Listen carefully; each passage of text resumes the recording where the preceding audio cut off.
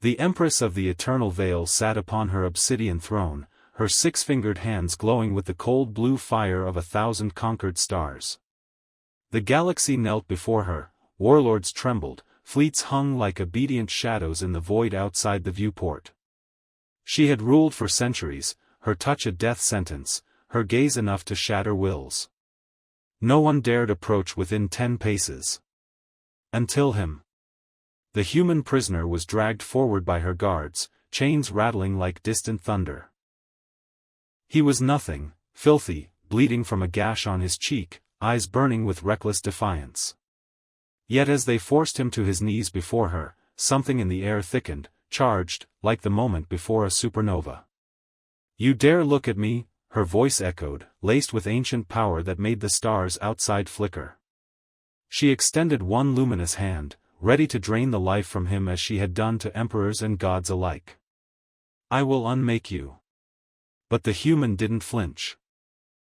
In a surge of desperate fury, he lunged, not to strike, but to grasp. His warm, rough human fingers closed around her wrist, skin meeting skin for the first time in a millennium. Time fractured. A jolt tore through her like a comet ripping through the vacuum of space. Fire, not the familiar ice of her eternal dominion, surged up her arm and into her chest. Her luminous blue skin burned where he touched her, not with pain but with something far more dangerous, life. Raw, chaotic, mortal life. Memories that were not hers flooded in unbidden, a child's laughter echoing across a golden field under a yellow sun, the press of a mother's calloused hand against a fevered forehead, the electric thrill of stolen kisses in the rain. Love. Loss. The fragile warmth of fleeting human connections. Her heart, frozen solid for over 1,000 years to withstand the crushing loneliness of ruling an entire galaxy, stuttered violently. Once. Twice. It beat again, hard enough to crack something deep inside her. She gasped, a raw, broken sound that echoed through the vast chamber like the first breath of a dying star. No one had ever heard the Empress make such a noise. Not her trembling courtiers huddled in the shadows, not the elite guards with their energy pikes raised, not even the sentient AI that governed her flagship. Her six-fingered hand trembled in his grip, the blue glow flickering erratically as if short-circuiting.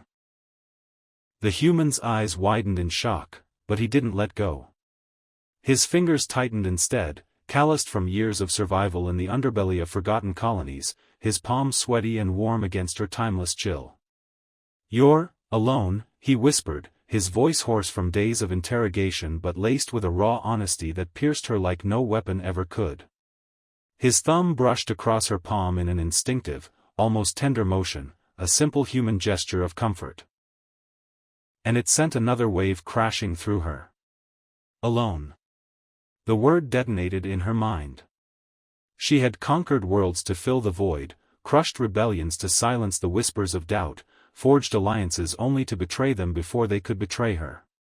She had become the eternal veil to escape the terror of connection, the inevitable agony of watching everything she touched wither and die.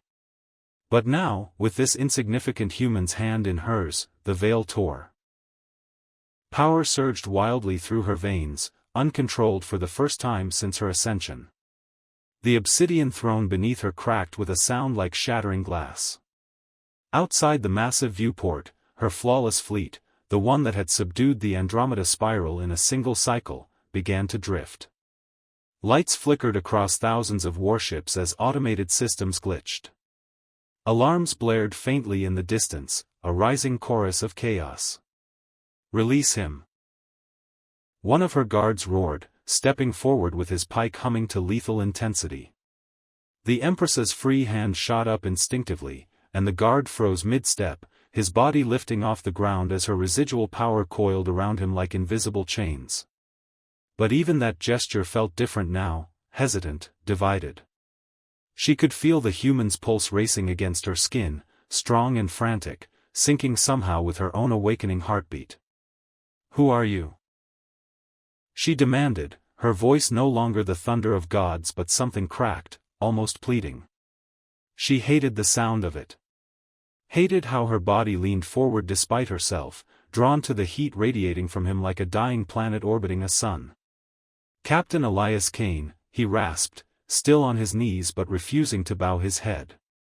Blood trickled from the cut on his cheek, dripping onto the polished floor. "Smuggler. Rebel. Just a man trying to get home. Your forces burned my ship out of the sky over Epsilon Vale. Took my crew. My sister." His voice broke on the last word, but his eyes, deep brown, flecked with gold from whatever sun he'd been born under, never left hers. "I thought you'd kill me quick.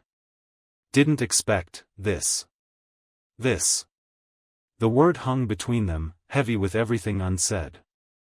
The touch that should have killed him was instead binding them. She could feel his memories now, not just hers bleeding into him. Flashes of his life assaulted her, the loss of his parents in a mining accident, the desperate years scraping by on the fringes of her empire, the fierce love for a younger sister with a laugh like starlight. And beneath it all, a stubborn hope that refused to die even in chains. Her guards shifted uneasily, their weapons trained on the human. One of them, her most loyal commander Vexor, stepped closer. "Empress, the resonance is spreading. Station reports are coming in.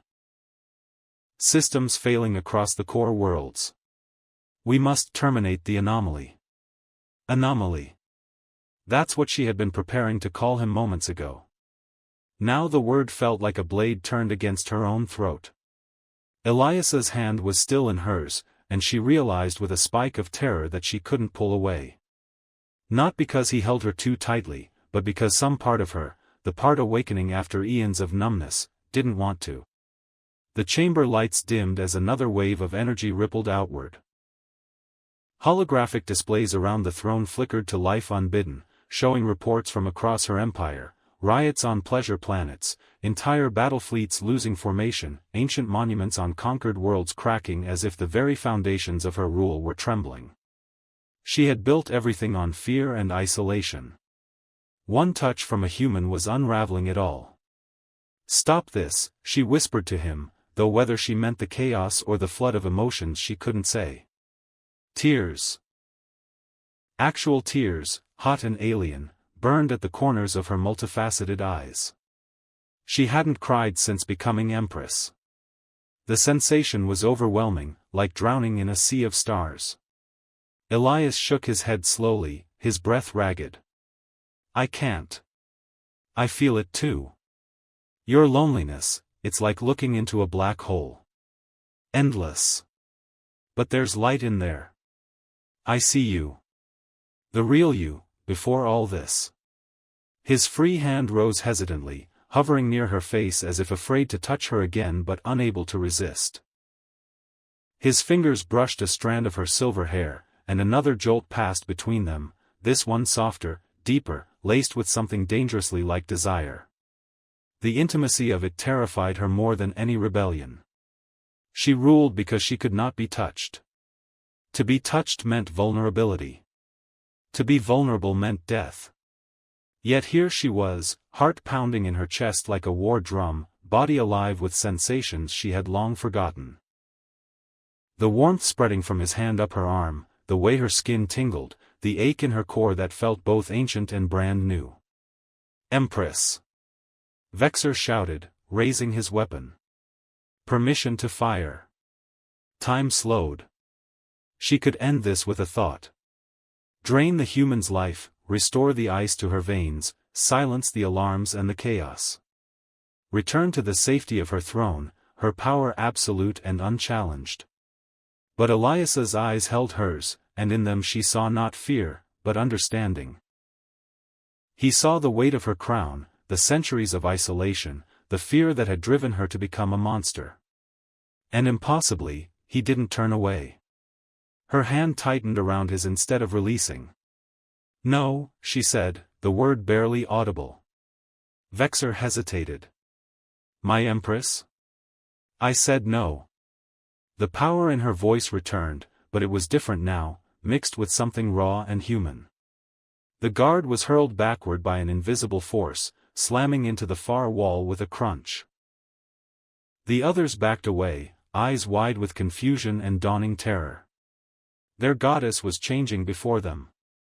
Elias let out a shaky laugh, half pain, half wonder.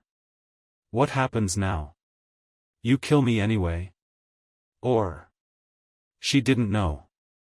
The uncertainty clawed at her, suspense thick as nebula dust. For the first time in her immortal existence, the future was not a path she controlled but a chasm yawning open. The touch of his hand anchored her even as it set her adrift. Emotions crashed through her. Rage at her own weakness, terror of losing control, a desperate hunger for more of this feeling, this connection. Her free hand rose to cup his bloody cheek, careful, trembling. Blue light met human warmth, and another surge passed between them. She saw his memories more clearly now, the sister he had fought to protect, the dreams of a quiet life on a green planet far from her empire's reach. And he saw hers. The coronation where she had sacrificed her mortality, the endless night staring into the void wondering if any of it mattered. You're shaking, he murmured, his voice intimate in the vast chamber. So are you, she replied, and for a moment, the Empress of the Eternal Veil was simply a woman holding a man's hand, suspended between destruction and something that felt terrifyingly like salvation. Outside, the fleet continued its slow disintegration.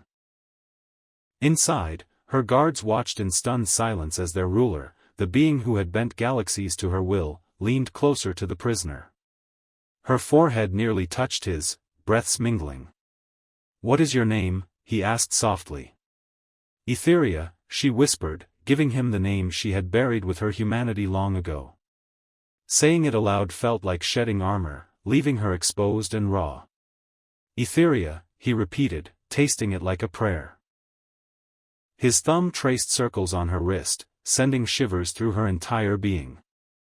The contact was electric, building tension with every second. She could feel the galaxy shifting around them, empires on the brink, her power fracturing like glass under pressure. If she let go now, she might never feel this again. If she held on, everything she had built might crumble. The choice hung in the balance, heavy and inescapable. Her heart hammered wildly. His pulse matched it, a shared rhythm in the chaos. Guards shifted, weapons humming. Distant explosions echoed through the ship as systems failed. Yet in the eye of the storm, there was only the press of skin against skin, the intense pull of two souls colliding across the vastness of space and time. Aetheria's breath caught as another wave of emotion hit her, love, or the ghost of it, long denied. She wanted to pull him closer, to devour this feeling before it destroyed her. But the suspense of what came next, of what she might become, of what the galaxy would do, held her frozen. Elias's eyes darkened with the same storm. "Whatever happens," he said, voice steady despite everything, "I'm not letting go." And neither was she. The chamber held its breath. The galaxy waited on the edge of annihilation or rebirth. One touch had changed everything, and in that single, endless moment, the Empress who ruled the stars realized she might be willing to burn it all down just to keep feeling the warmth of his hand in hers. The future stretched before them,